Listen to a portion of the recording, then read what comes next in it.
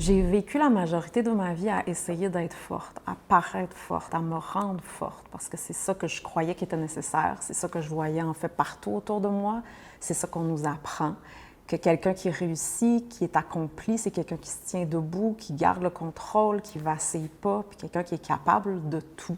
Et j'ai donc passé ma vie à construire une forme de personnage, c'est-à-dire un rôle fonctionnel de quelqu'un qui est efficace, qui est solide, qui est adapté, alors que depuis toute jeune, je me suis sentie tellement souvent dysfonctionnelle puis mésadaptée dans ce monde. Et j'ai aussi joué souvent à la mésadaptée pour me protéger.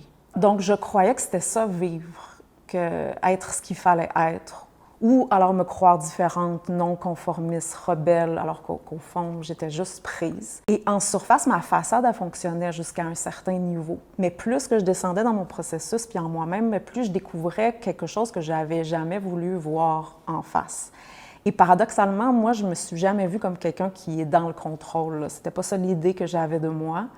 Mais j'ai réalisé à travers mon processus à quel point, en fait, j'avais toujours besoin de garder une forme de contrôle sur comment je me sentais, sur ce que je montrais puis que je projetais, sur mes réactions, sur ce qui remontait de l'intérieur.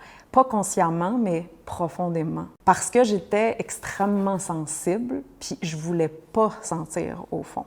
Je voulais pas avoir à faire face à ce que je ressentais vraiment, parce que ressentir, ça change absolument tout.